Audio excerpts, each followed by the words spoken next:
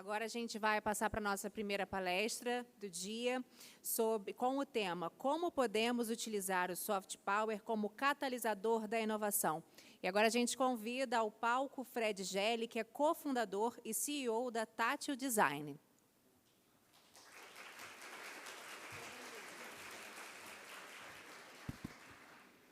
Olá, boa tarde a todos. Um super prazer estar aqui de novo nessa casa incrível. Já tive a honra de palestrar aqui umas 2 ou 3 vezes e sempre é muito bom. A primeira coisa que eu queria dizer é que eu queria muito que depois a gente pudesse conversar, que a gente tivesse um tempo para perguntas. Então, eu vou tentar ser breve, vou tentar correr aqui para a gente poder ter um tempo para trocar ideias. Afinal de contas, inovação, que é o assunto que acho que os traz aqui, ele basicamente tem a ver com soma, com troca. Então, vamos tentar fazer isso. Eu trouxe esse título para essa fala, O Mundo Precisa de Borogodó, porque quando a gente fala de soft power, eu acho que a gente tem um produto de exportação muito poderoso no Brasil, no Rio de Janeiro, que é o nosso jeito de fazer, né? E a palavra Borogodó, ela é sempre meio... Eu adoro começar especialmente palestras internacionais com a palavra Borogodó, porque eu adoro ver gringos tentando falar Borogodó. Todo mundo enrola a língua. E é difícil explicar, né, o que é Borogodó. É uma mistura, né? O Oscar Metzavar chama de Brazilian Soul. E é um nosso jeito de fazer, que tem a ver com a nossa história, que tem a ver com nosso jeito misturado de ser, com a dose de paixão que a gente coloca nas coisas, com a capacidade de improvisar que a gente tem, que é uma coisa incrível, a gente não se dá conta disso, né? Quem aqui é brasileiro, só para saber? A maioria, né? E temos aqui alguns portugueses que, certamente, dos quais nós herdamos parte da nossa natureza. Mas é muito bom você estar eu já tive em alguns eventos internacionais que você tem, sei lá, pessoas, especialmente nórdicos, escandinavos, assim, e a capacidade de improviso de um alemão, nada contra, cada um com o seu lugar de potência, como eu vou falar aqui, mas é muito menor, sabe? A gente tem essa, quase que, pela nossa própria história, a gente sempre teve que fazer mais com menos, né? E isso eu acho que é uma vantagem competitiva hoje, porque acabou o tempo de se fazer muito com muito.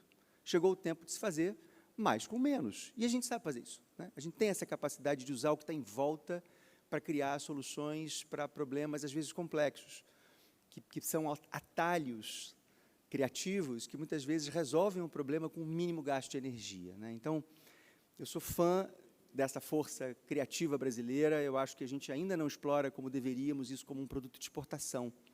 Tanto o Rio de Janeiro, que é uma capital, talvez, desse borogodó brasileiro, claro que, por ser um centro que sempre atraiu muita gente do Brasil inteiro, então a gente, na verdade, é simplesmente um espaço de catalisação dessa energia brasileira, mas o Brasil como um todo, né? O Brasil como um todo podendo exportar borogodó.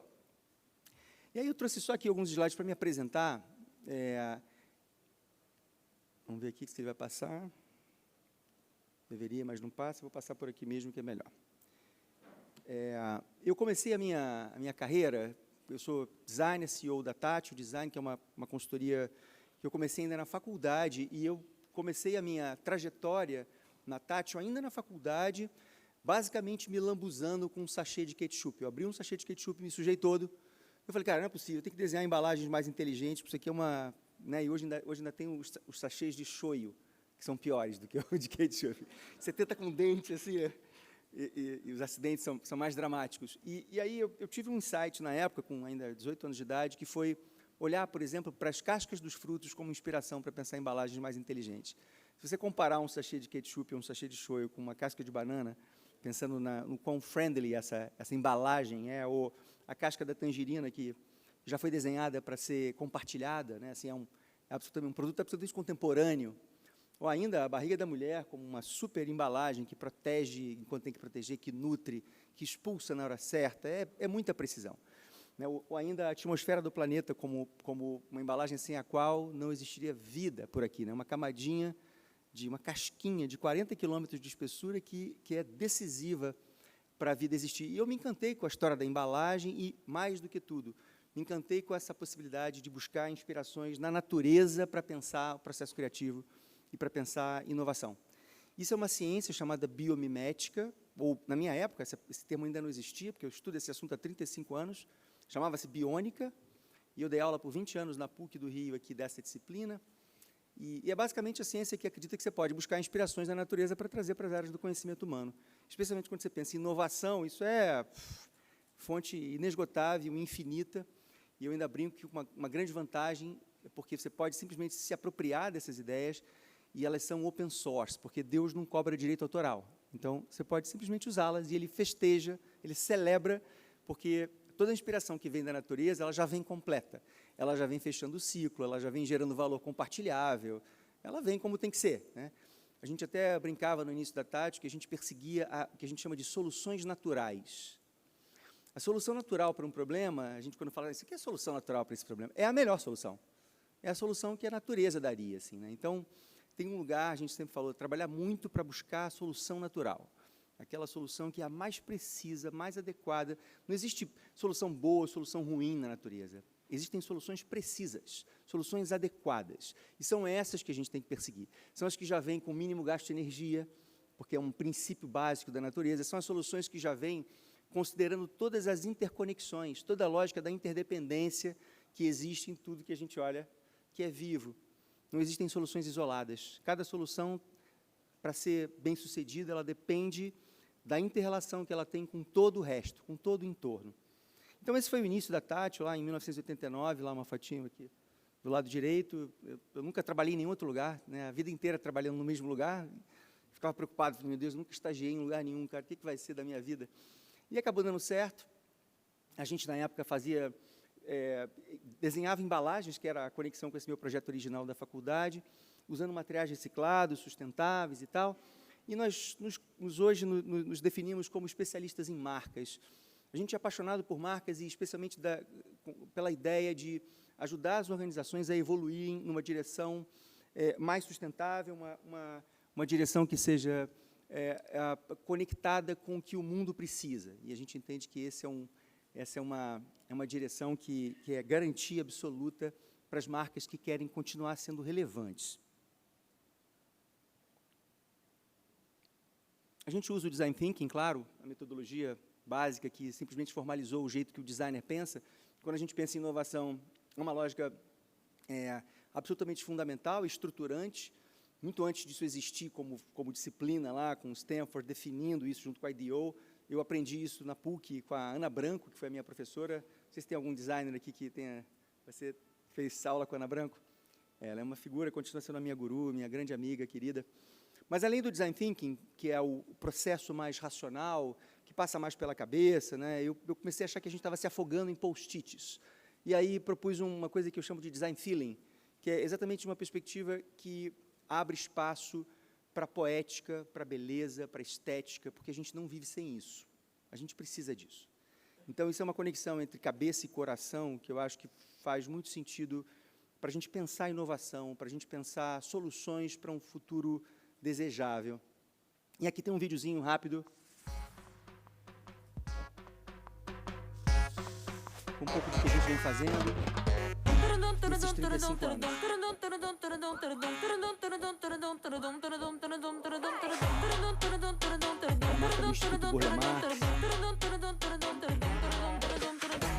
Trabalho com a Natura há 23 anos, direto, sem parar, ajudamos a construir a marca da Natura, mas trabalhamos internacionalmente também, com 40% da Tati hoje são negócios internacionais. O que eu acho muito legal, porque, no fundo, tem a ver com essa ideia de levar o Borogodó para o mundo, né? Então, a gente colhe esse fruto, assim, de ter um trabalho reconhecido globalmente e, inclusive, com alguns dos nossos clientes dizendo o seguinte, olha, a gente fez um contrato com uma empresa francesa, falou, eu só não quero ter nenhum francês no time, só quero os brasileiros. Porque a gente realmente tem uma coisa especial. Eu acho que isso é, de fato, um produto de exportação. Somos uma Bicorp e como eu disse, né, essa coisa de estar espalhado pelo Brasil e pelo mundo, com gente hoje em 10 cidades do mundo e em todos os estados brasileiros, o que é muito legal, não em todos, mas em muitos estados brasileiros, porque a gente conseguiu trazer, quando eu digo que um espaço diverso é um espaço mais rico, a gente trouxe sotaques do Brasil inteiro, olhares diferentes, e isso fez muita diferença no nosso dia a dia. É um problema hoje a gente não poder estar juntos em escritórios físicos, está todo mundo trabalhando separado, a gente está tentando encontrar a maneira de equilibrar essa história, a vantagem e a desvantagem disso, mas, de um modo geral, é positiva a ideia de você poder ter outros olhares, a gente não ficar focado no Rio e São Paulo, né? que é uma coisa meio, um certo vício que a gente precisa quebrar, porque quando a gente fala desse Borogodó, ele tem raízes e origens que realmente vêm do Brasil todo. Mas falando um pouco do nosso tema, assim, propriamente dito, eu acredito que a gente está num momento de inflexão. O Tom Zé tem essa frase que é maravilhosa, ele diz que quem não está confuso está mal informado. Momentinho enrolado nosso, o momento que a gente vive. Eu costumo dizer que isso é um desafio evolutivo que a gente tem como espécie. Definitivamente a gente não precisa salvar o planeta não precisa ser salvo, muito menos pela gente que promoveu um estrago aqui, né? A gente ajudou a extinguir 60% de tudo que era vivo antes da gente chegar.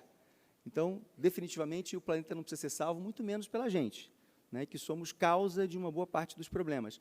Então, no fundo, a gente tem que encontrar uma nova maneira de nos relacionarmos com a nossa própria presença nesse planeta. E a gente evoluiu, né? Assim, se a gente puder fazer uma analogia com o nosso modo de vida hoje, para esse homo consumos.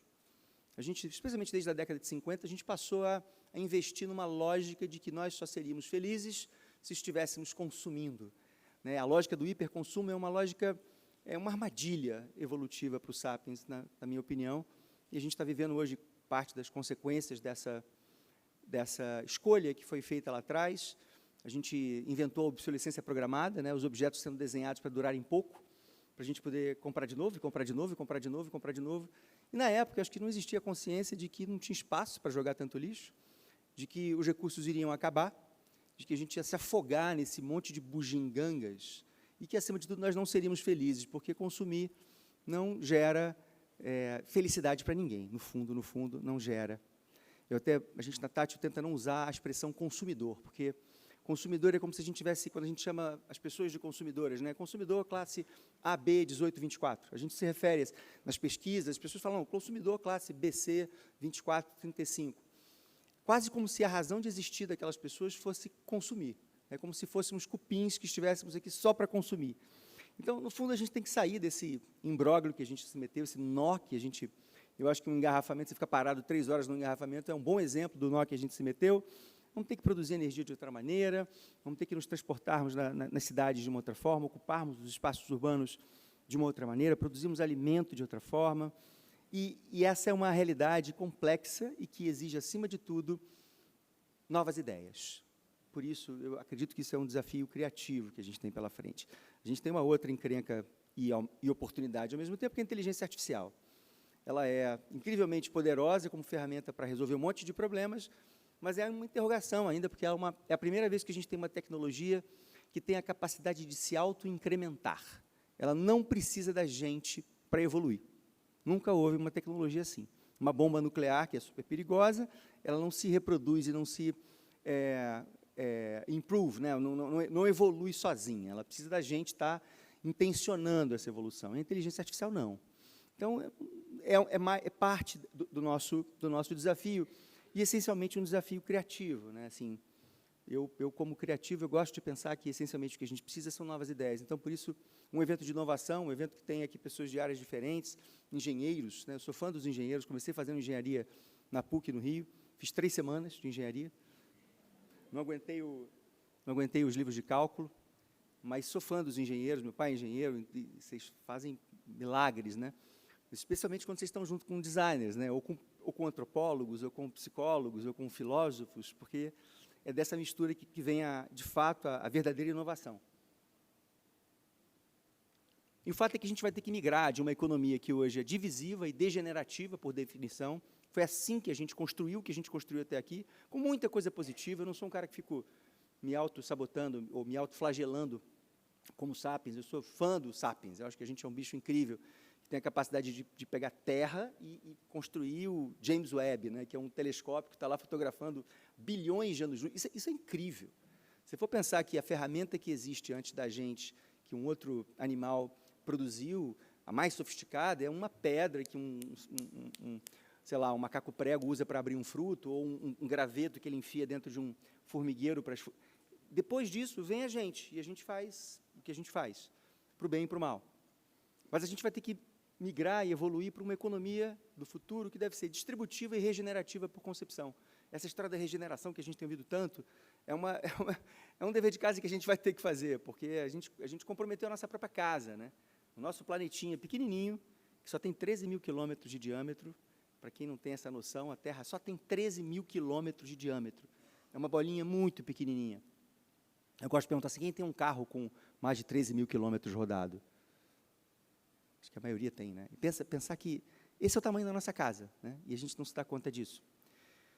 Mas quando a gente pensa em inovação, basicamente eu costumo dizer que eu gosto de desmistificar a ideia de inovação, porque inovação é algo que todo mundo tem a capacidade, a habilidade de fazer, se for, basicamente, na minha visão, se tiver duas competências. A primeira é ser uma pessoa observadora, e a segunda é uma pessoa que tem a capacidade de fazer conexões originais, juntar coisas, né?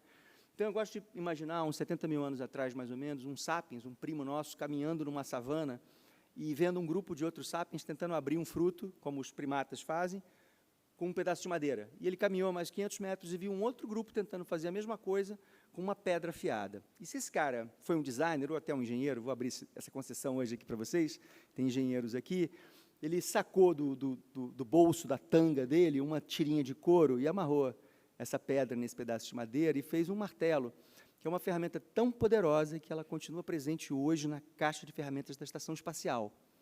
Então, imaginem uma ferramenta que durou 70 mil anos. Imaginem hoje, a gente desenhando, imaginem, sei lá, um pendrive, ou esse controle remoto daqui a 70 mil anos, o que ele vai ser, né? Olha como essa ideia é potente, e basicamente o que ela foi simplesmente uma conexão, né? Ela é a origem da conexão de dois objetos que já serviam para a mesma coisa, e com um simples pedacinho de couro virou esse objeto tão poderoso. Então, inovar, acima de tudo, depende dessa capacidade de observação. Você não pode estar no mundo olhando no celular, né? Que é o que a gente faz hoje. Hoje a gente anda de bicicleta olhando no celular, né? Anda de skate olhando no celular, é uma coisa bizarra, assim, eu fico desesperado com isso. Ciclovia de Ipanema ali, aquela ciclovia super engarrafada, e as pessoas olhando no celular, né?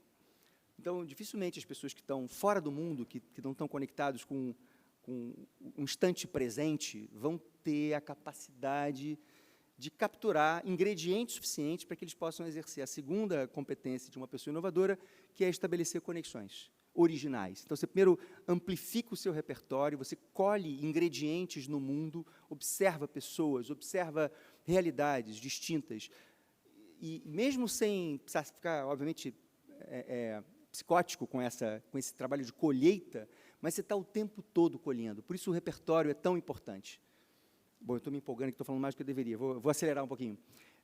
O fato é que, se a gente precisa inovar, eu acredito que existe uma instituição que tem um poder enorme de contribuir com essa construção de um futuro diferente e de contribuir com esse desafio evolutivo que a gente tem, que é gigantesco, que são as organizações, que são as marcas. Quando eu falo organizações, eu estou tentando ampliar isso, porque eu acho que tem organizações de naturezas diferentes, mas as marcas concentram as nossas maiores competências. A gente precisa das empresas para sairmos do outro lado, para darmos conta desse desafio evolutivo. Você imagina, os laboratórios das companhias hoje têm os cérebros mais incríveis do planeta, elas têm, as empresas têm a maior capacidade de investimento e constroem a realidade. Tudo que a gente está aqui, estamos cercados de soluções desenhadas por empresas. Então, elas vão precisar participar dessa história. E eu brinco que nesse mundo de inteligência artificial, que só se fala de inteligência artificial, eu gosto de falar de inteligência natural, porque essa é a que, de fato, para mim, é a grande inspiração. Mas eu gosto de pensar que esse futuro, se eu olho para a natureza, vocês estão conseguindo ver, porque tem muita luz aqui, né? Tá meio pouco contraste, né? Aqui é uma imagem lá da Times Square, toda colorida, e o que eu digo é que eu torço para que o futuro não seja verde, porque um futuro verde é um futuro que perde, né, se vocês conseguissem enxergar, aquela imagem multicolor virou uma imagem toda verde. Ela é menos interessante. A natureza adora a policromia, adora as soluções que são multicolor. Então, o que a gente diz é que as marcas precisam, de fato, encontrarem as suas cores, individualmente, que a gente chama de lugar de potência, para fazerem parte dessa construção. Cada marca a partir do seu lugar de potência.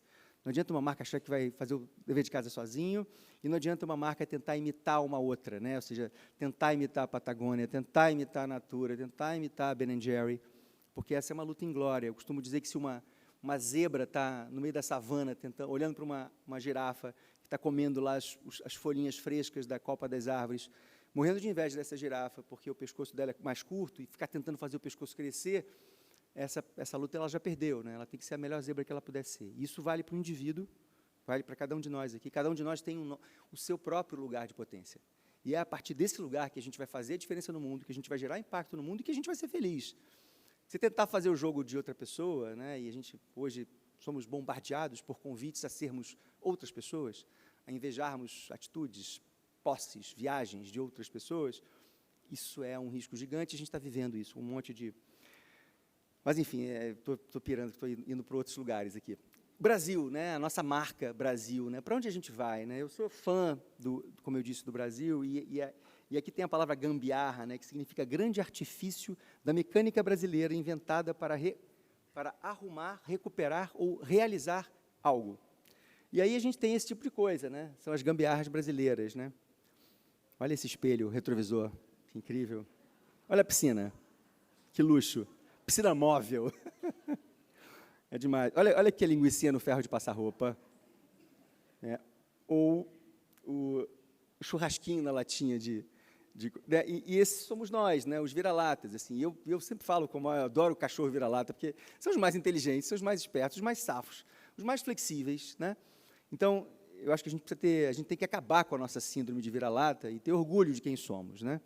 E aconteceu uma coisa incrível durante os Jogos Olímpicos, que eu pude participar muito de perto, que foi, antes dos Jogos acontecerem, a gente estava sendo bombardeados, tipo, até um dia da cerimônia de abertura, que é essa imagem aqui, o Brasil estava sendo bombardeado, tinham todos aqueles problemas, a Dilma sendo tirada, né, do governo, toda a imprensa internacional dizendo que os Jogos iam ser um fracasso, e que o Brasil não tinha capacidade de organizar, e a roubalheira, e não sei o quê, e não sei o quê. E aí acontece um evento que basicamente é um evento criativo, que foi a cerimônia de abertura dos Jogos, que mudou tudo. Daquele dia em diante, a imprensa passou a falar bem da gente. Os Jogos foram um sucesso absoluto. Eu tive agora há pouco tempo no Comitê Olímpico Internacional e a edição dos Jogos no Rio de Janeiro foi considerada uma das mais bem-sucedidas da história, especialmente quando o quesito analisado é energia, vibe. Né? Eles têm lá um quesito que é vibe. Não teve outra edição que tivesse sido tão poderosa como essa. Enfim, então, esse lugar da criatividade como um recurso que vira jogo. E tem uma tradição nos Jogos Olímpicos que diz o seguinte: quando você tem uma cerimônia que é bem aceita, a edição dos Jogos, de um modo geral, é positiva. A cerimônia, ela seta a qualidade dos Jogos. A gente teve a oportunidade, né, assim, a honra de ter vencido uma mega concorrência com 139 agências para fazer a identidade dos Jogos do Rio, né, Rio 2016. E a responsabilidade era essa: como é que a gente traduz esse borogodó? Como é que a gente mostra, né, essa energia, essa marca humana, a primeira marca tridimensional da história? Tem inovação aqui, né? Isso nunca tinha acontecido, não existia uma marca que fosse 3D, que nascesse da ideia de que a gente vive numa cidade de escultura. Faz muito sentido que a marca seja uma escultura para uma cidade de escultura, com a forma do Pão de Açúcar, e que traduz o nosso jeito de ser, uma marca humana. E foi incrível a experiência. Mas teve uma coisa curiosíssima: a gente fez essas esculturas gigantes que ficaram espalhadas pelo Parque Olímpico, e a gente usou a turma do Carnaval e a turma de Parintins, lá da Amazônia, para fazer as esculturas. E o dia que eu fui brifar o garoto, que é esse garoto que está aqui do meu lado, que não dá para ver, ele falou assim: você tem uma foto da marca? Eu falei: não, eu tenho uma impressão 3D, eu dei uma esculturinha para ele. Não, eu dava para fazer com a foto. Eu falei: sério? E um bloco de isopor gigante. E aí eu perguntei: mas que ferramenta que você vai usar para fazer essa escultura? E ele me mostrou essa faca. É uma faca. Ele tem uma faca, um bloco de isopor, e com uma foto ele faz essa marca, que ficou perfeita. Então, assim, bota um alemão para fazer isso, né? Assim, é impossível. Então, a gente tem essa capacidade, esse talento. Enfim, essa marca, ela traduziu, foi para o nosso dinheiro, traduziu essa energia, traduziu esse borogodó, e teve milhares de horas de televisionamento, mostrando essa vibe, essa energia, esse soft power brasileiro, né? Assim, independente da performance dos atletas, que foi positiva, a gente estava acolhendo o mundo com o nosso jeito de ser. Depois a gente fez a marca, estou vendo que eu perdi muito tempo aqui, gente, foi mal, vou ter que correr um pouquinho, tá? A marca paralímpica, que foi também uma experiência incrível, que foi a primeira marca multissensorial da história, que foi desenhada para pessoas cegas, para pessoas surdas, para pessoas que tivessem qualquer tipo de limitação de sentido. A marca vibrava, pulsava, tinha um subwoofer embaixo, então uma pessoa surda podia sentir a vibração. É um coração com o símbolo do infinito, que representa a energia infinita desses atletas para chegarem, depois de um acidente, quando perdem, por exemplo, uma perna, um braço, até o alto do pódio. Essa energia que a gente queria traduzir. E foi incrível, medalhas que você sacudia com sons diferentes para ouro, prata e bronze. E depois eu fui co-diretor da cerimônia de abertura, que foi um momento muito emocionante na minha vida, talvez certamente o mais emocionante da minha vida profissional, e uma chance enorme de poder botar esse lugar de estabelecer novas conexões e de fazer... Eu costumo dizer que o designer é esse cara que não conhece profundamente nada e nem deve.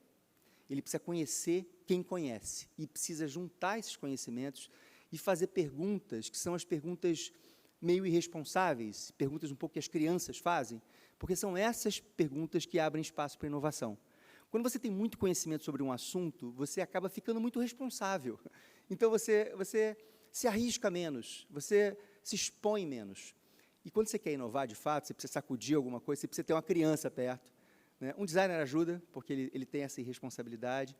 E aqui nessa cerimônia a gente tinha os maiores especialistas do mundo, de todas as coisas, e a gente fazendo perguntas de crianças. Dá para fazer isso? Dá para fazer aquilo? E a gente fez coisas muito incríveis, muito legais, que foi um mega sucesso. Mas esses somos nós, com todas essas cores, com todas essas texturas, com todas essas línguas. E eu tive uma oportunidade incrível na semana retrasada de estar durante 1h30 com o Ailton Krenak, que para mim foi uma das principais lideranças brasileiras hoje, com certeza, filósofo, escritor, representante das populações originárias do Brasil, e um cara assim com uma clareza, assim, sabe, com um pragmatismo e uma poética ao mesmo tempo.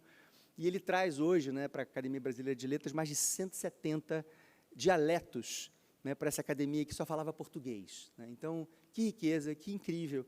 E quando a gente pensa em diversidade, quando a gente olha, por exemplo, uma floresta como essa, uma floresta de pinheiros, ela é pouco diversa. Então, a fauna e a flora são pobres, empobrecidas, e ela tem baixa resiliência. Se baixa uma praga ali, como só tem pinheiro, a praga varre aquilo. Então, eu gosto de imaginar que as nossas florestas tropicais, a nossa Mata Atlântica, é uma representação da nossa diversidade. É o ecossistema mais diverso que existe no planeta, a Mata Atlântica, que é essa que nos cerca aqui. Então, a gente precisa desfrutar dessa natureza como fonte de inspiração, que, de uma certa forma, já está injetada na nossa própria natureza, como cariocas, como brasileiros, e usarmos isso, porque esse é o nosso lugar de potência, que se expressa nas artes de uma maneira tão incrível, na moda, na arquitetura, em Inhotim, né? Na arte de um modo geral, Adriana Varejão, Hélio de Sica, Niemeyer. É um jeito de fazer diferente. Tem muito borogodó nisso tudo. Paulo Mendes da Rocha, Irmãos Campana, Sérgio Rodrigues. Estou mostrando aqui arte, design, mas a gente poderia ir para a inovação, porque a gente tem ideias geniais, também somos muito empreendedores. Burle Marx, a gente teve a honra de fazer a identidade do Instituto Burle Marx. Atos Bulcão. Aqui tem uma coisa genial que eu adoro, que é esses vendedores de amendoim, que vendem nos sinais, né? Uma vez eu estava na praia de Ipanema com o Philip Stark, que tinha desenhado aquele hotel, que hoje é o Fasano, na época tinha outro nome, a gente fez o branding do hotel, e eu queria que a gente tivesse um desenho, um skyline desenhado pelo Philip Stark, na primeira página do book, que iria vender o hotel.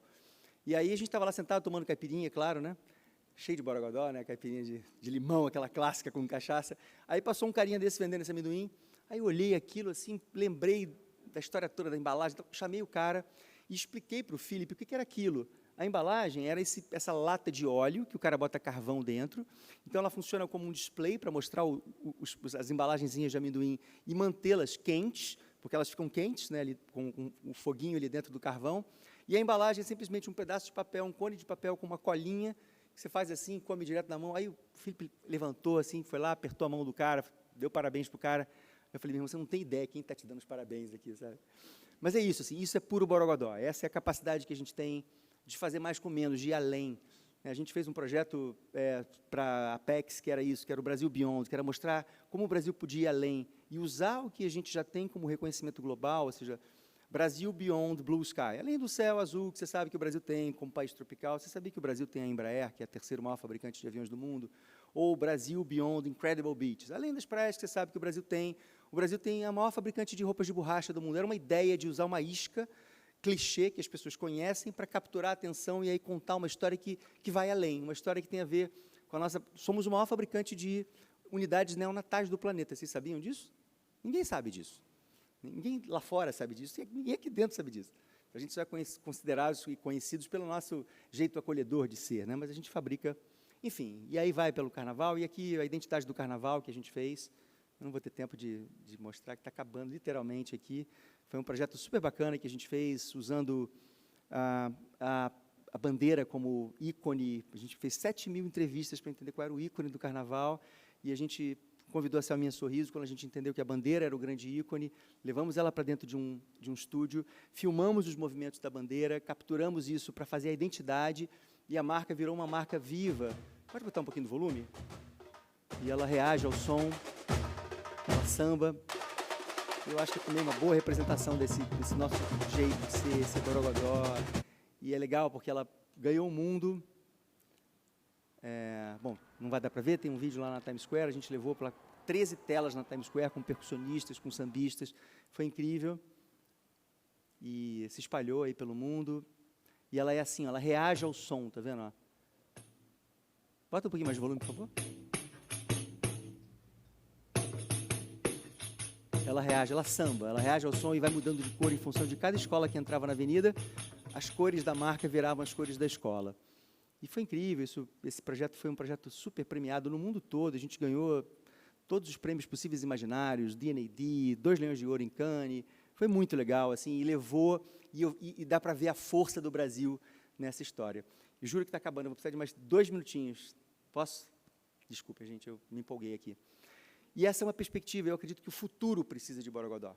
Quando a gente fala de futuro, quando a gente fala desse futuro que hoje é uma ameaça, é uma interrogação, eu acredito que o Borogodó pode ajudar esse futuro a ser mais interessante para a gente e para o mundo. O que a gente tem feito para mudar comportamentos e inspirar futuros desejáveis, né? E aí tem um lugar, eu não sei vocês, mas eu adoro ficção científica. E a ficção científica, historicamente, ela sempre antecipa o que acontece. Quando a gente olha para a ficção científica até o final da década de 40, Júlio Verne, por exemplo, a ideia de ir à Lua ou de ir para o fundo do mar com Nautilus eram ideias loucas e pouco prováveis, e a gente fez as duas coisas. Como a gente fez o relógio, lembra do relógio do Flash Gordon, que ele falava assim? Hoje você fala no Apple Watch, né? Então, de um modo geral, as coisas que são previstas, imaginadas, sonhadas na ficção científica tendem a acontecer. Né? O carro voador dos Jetsons, né? A gente fez a identidade do Eve, que é o carro voador da Embraer. Ele existe, já está sendo vendido, é uma realidade. Né? E aí, quando a gente olha para a ficção científica hoje, eu que adoro, quando você coloca lá no menu do Netflix ou da Amazon, você coloca lá, ficção científica, tudo que aparece é isso aqui, ó, a aniquilação, é a praga zumbi, né? The Last of Us, que é um negócio horroroso, é o fim do mundo, literalmente. Toda ficção científica é distópica. Eu não sei quem viu The Last of Us, é muito bom, parece uma coisa meio de videogame, mas é sério, né? Se dá uma dor no coração, Mad Max, né? Essa coisa louca. E a gente fica tentando usar esse tipo de inspiração para imaginar o futuro.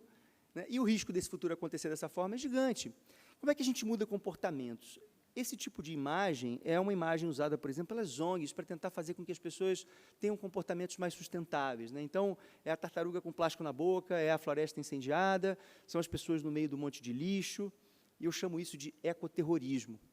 E eu acho que a gente tem um compromisso enorme de buscarmos inspirações que sejam potentes o suficiente para que esse futuro desejável, esse futuro utópico, possa acontecer. E aí eu fui olhar para a natureza, como sempre, para entender como é que a natureza engaja, né? Quais são as estratégias que a natureza usa para engajar as audiências e induzir comportamentos desejáveis. Porque a natureza, eu até escrevi um artigo agora para a Fast Company, 2 semanas atrás, que chamava O Pragmatismo da Natureza e a Invenção do Amor. A natureza é muito pragmática, gente. Tudo que ela faz, ela tem uma intenção muito específica, ela quer ROI, retorno sobre o investimento, para todas as ideias, para todos os esforços. Então, que tipo de estratégia a natureza usa para engajar audiências? Quando a gente olha, por exemplo, esse morango aqui, olha, ele está verde, assim, não é à toa. Ele está verde porque essa semente não está pronta para germinar, não está maduro o suficiente para germinar. Então, ele está disfarçado, dizendo o seguinte, não me comam. Ele não tem cheiro, ele está duro, ele tem cica, ele está disfarçado no fundo. Quando a semente está pronta para germinar, ele dá o start numa estratégia poderosíssima de engajamento de audiências. Ele quer ser comido. E aí acontece isso, olha. Ele fica vermelho, cheiroso, macio, doce. Os animais vão lá, comem a fruta e levam a semente para o mais longe possível e garantem um ROI que a natureza ambicionou, o objetivo pragmático dela de garantir que aquela semente se espalhe, porque é isso que a natureza quer.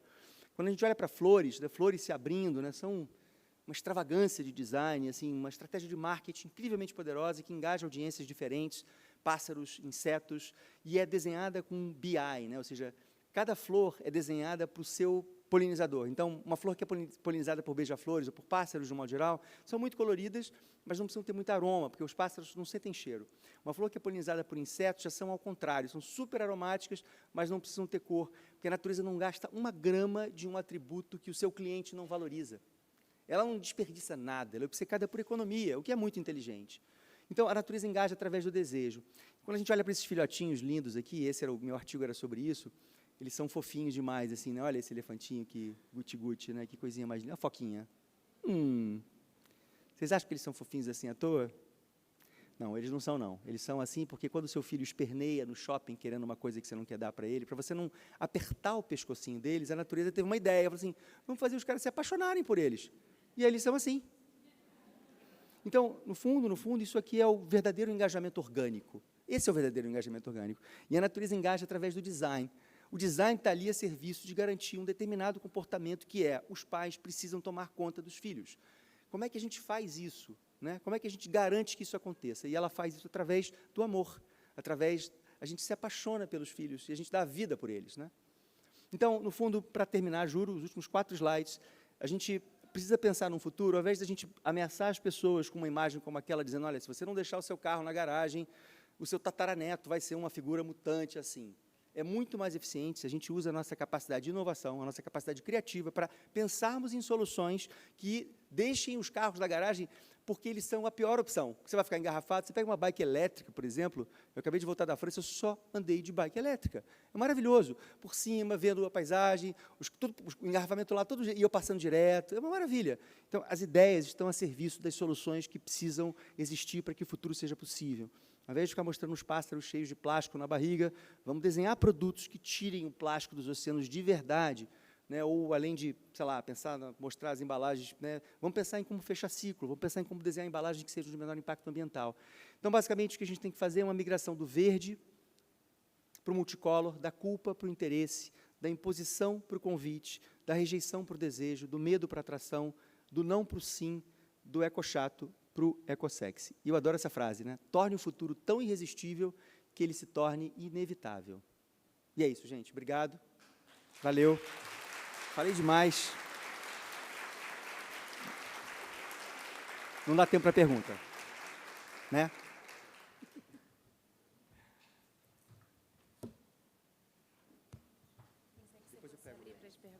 Eu fiquei esperando para ver se ele ia abrir para as perguntas. O tempo foi, né? Dá? Dá? Vamos, gente. Depois dessa, alguém quer perguntar alguma coisa, tenho certeza, né? Levante a mão que o nosso microfone vai até você. Temos perguntas? Ali, ó, aqui. Com licença.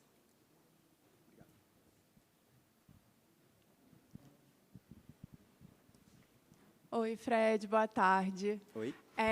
Eu sou antropóloga e eu trabalho há quase o mesmo tempo que você, mais ou menos 30 anos, com um projeto social, ONGs, enfim. E quando eu fui apresentada para o Design Thinking, ali no comecinho desse século, eu achei que tinha uma sinergia muito grande com a antropologia, dentro dessa proposta da experimentação e da transformação. Mas, ao longo do meu trabalho, assim, talvez por ficar um pouco mais com a parte do comportamento humano e com as pessoas, o que eu fui vendo, eu vou chamar de esvaziamento, mas deve ter uma palavra melhor, lógico, é o esvaziamento desse capital humano. Enquanto a gente está falando da inspiração do vendedor de amendoim para o Philip Stark, o que volta para o vendedor de amendoim, sabe? Dentro dessa imagem e dentro dessa proposta do design, assim. Como é que você acha que o design está caminhando para também incluir pessoas além de formas? Então, eu acho que o bom design ele é feito basicamente da relação com pessoas. O bom design, a forma é só consequência de um envolvimento profundo com pessoas. Então, quando eu, lá com a Ana Branco, eu aprendi a projetar, eu trabalhei com crianças. Ela dizia o seguinte, as crianças são os melhores clientes possíveis que você pode ter, porque eles vão dizer na sua cara que eles detestaram uma coisa que você fez. Não gostei. Joga para o lado, né? Enquanto que as pessoas têm os seus pudores, né? E aí ficam, não, é interessante, né? Então, a gente fazia, por exemplo, como o Design Thinking propõe, mesmo antes dele existir, a gente trabalhava assim, eu fiquei 6 meses indo no Instituto de Educação de Surdos, aqui em Laranjeiras. convivendo com as crianças, só aprendendo com elas, só ali observando. A gente tem que chegar falando menos e ouvindo mais. Essa é uma premissa do bom design. O bom projeto acho que o bom profissional, o criativo, ele precisa ouvir mais do que falar. Ele só vai falar quando ele tiver realmente o que falar. E aí a gente levava as iscas. As iscas criativas eram coisas que a gente ia aprendendo lá e que a gente achava que podiam ser interessantes para aquele grupo de crianças. E a gente colocava lá as iscas na roda. E você não podia falar nada. Você só botava e deixava as crianças se relacionarem. Pessoas o tempo todo. Aí a criança pegava uma coisa que você tinha investido 3 horas, pegava assim, jogava para o lado. Não dava a menor bola. E uma coisa que você tinha feito em 5 minutos antes de sair, ela pegava e ficava encantada. Só que estava de cabeça para baixo, do jeito que você planejou. E você tinha que observar, porque essa era a hora de você aprender o que, de fato, qual era a leitura que ela fazia do que você estava propondo. E aí você aprende a projetar, porque você começa a entender que você não pode ter a presunção de achar que sabe o que o outro precisa. Porque o design que não inclui pessoas é exatamente esse design, ou eu posso falar de design, mas eu posso falar de qualquer projeto, né? Pode ser de um engenheiro, de um arquiteto, de qualquer pessoa que esteja interferindo na realidade. Se você não considera, se você não tem escuta para quem está do outro lado, quem vai usar, esse projeto ele é inócuo, ele não vai gerar valor real na vida das pessoas. Então, o que as pessoas ganham quando você faz um projeto com elas, e não para elas, é exatamente a relevância desse projeto. Nesse projeto do Carnaval, que a gente fez com a turma do Carnaval, a gente ganhou um monte de prêmio, mas o prêmio mais importante, juro para vocês, não é hipocrisia, foi ter ouvido dos bambas do samba, que a gente entrevistou, Monarco, Milton Cunha. Essa marca nos representa, essa marca tem o DNA do Carnaval. Esse foi o maior prêmio que a gente ganhou, e eu tenho certeza que todos os outros prêmios foram decorrência desse prêmio, porque essa marca foi feita com eles, e não para eles. Quem sou eu para dizer qual é a marca que o Carnaval tem que ter? Ela só vai ser, ou a marca da Olimpíada, é a mesma coisa, só vai ser efetivo, só vai fazer a diferença no mundo, só vai ser relevante se for feito com as pessoas e não para as pessoas. E esse é um princípio central do Design Thinking. Não sei se eu te respondi. E as pessoas ganham isso, né? Ganham uma solução que é relevante na vida delas. O joguinho que eu fiz para as crianças surdas lá do INES, ele foi usado, o protótipo, por 15 anos. Eu encontrei depois com a professora, Maria Olímpia, me lembro o nome dela. Por 15 anos, aquele protótipo que era de verdade, que foi feito com aquelas pessoas e não para aquelas pessoas, que não era o que eu tinha na minha cabeça. Eu dei aula há 20 anos, eu dizia isso para os alunos, esqueçam. Se vocês já chegam no primeiro dia de aula com uma ideia pronta do que vocês querem fazer, esqueçam essa ideia. Porque isso vai ser a maior âncora para vocês, de fato, fazerem alguma coisa relevante. As ideias precisam surgir dos processos de interação com as pessoas, com as realidades.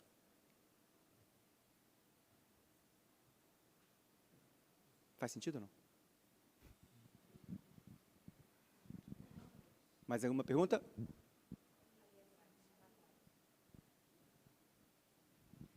Boa tarde, pessoal. Boa tarde, Fred. Como que você acha que a gente pode apresentar a imagem do Brasil para o mundo? Como que você acha que a gente pode fortalecer nosso soft power para apresentar de forma global? Olha, primeiro, tendo vontade política. Esse não é um projeto que pode ser um projeto de governo. Quando eu falo de vontade política, é uma vontade política de Estado, não de governo.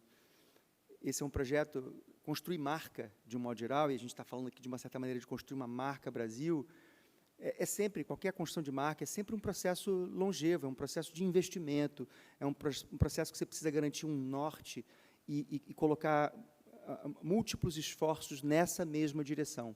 E a gente nunca fez isso. A gente sempre foi esquizofrênicos. A gente fala um pouquinho, cada governo fala um pouquinho de um jeito, né? Mas mesmo com essa incoerência e com esse nível de ruído que os governos vêm gerando para o nosso esforço de construção de marca, a gente tem uma marca, porque o nosso lugar de potência se manifesta através das pessoas, através dos artistas, através, não só dos artistas, mas através do nosso jeito de ser. Você chega em qualquer lugar do mundo, você fala que você é brasileiro, todo mundo fala, Brasil! Aí tem sempre aquela coisa, Neymar, não sei o quê. Mas seja como for, as pessoas têm uma simpatia natural pelo brasileiro, porque a gente é legal mesmo, né? E a gente é criativo de verdade. Então, eu acho que seria lindo que a gente pudesse ter um projeto de Estado que transcendesse governos, porque, sei lá, como a Grã-Bretanha fez, né, o This is Great, por exemplo, é um super projeto que já dura pelo menos 25 anos e que é muito potente, e que construiu um lugar, né, e que passou governo, entrou governo, saiu governo, aquilo continua sendo o norte para a construção do que a marca da Grã-Bretanha representa para o mundo. Eu acho que a gente precisa continuar fazendo o que a gente vem fazendo, e eu acho que tem um diferencial gigante quando a gente pensa, por exemplo, na COP30, que vai acontecer em Belém em 2025, daqui a 1 ano e meio. Essa vai ser uma vitrine para o Brasil, para a gente, de fato, se apresentar para o mundo, fazendo valer o nosso lugar de potência, que tem a ver com a capacidade criativa, que tem a ver com a capacidade empreendedora, que tem a ver com a paixão pelo que a gente faz, no momento em que o mundo urge por soluções que sejam soluções de baixo impacto ambiental, soluções que sejam compatíveis com essa nova economia que a gente precisa construir, que é uma economia regenerativa. A gente vai estar no coração da Amazônia. A Amazônia é nossa. A gente tem ali não só uma quantidade de inteligência que ainda não foi explorada, imagina o que a gente tem para aprender com uma perspectiva de biomimética com a Amazônia. Então, eu acho que vai ser um momento de mega convergência, onde a gente deve se apresentar para o mundo, somando a capacidade criativa, a capacidade empreendedora com o mega ativo biológico que a gente tem no Brasil, que é, certamente, não existe tesouro mais valioso no planeta do que o que a gente tem aqui. A gente não tem consciência disso ainda, né? A gente continua cortando castanheira e vendendo por R$600 uma castanheira, né? Uma árvore que levou 200, 300 anos para crescer. Então, se a gente entender isso, que esse ativo é um ativo mais poderoso que existe no mundo, nada é mais poderoso do que o conjunto de competências, de serviços ambientais que a gente tem no Brasil, na natureza, na Amazônia especialmente, mas em outros biomas, com a nossa força criativa, a nossa força empreendedora. Essas duas coisas juntas são muito poderosas. Eu acho que a gente tem que se apresentar desse jeito lá, imaginando 2025 como um momento, um marco para essa apresentação formal para o mundo. Mais alguma?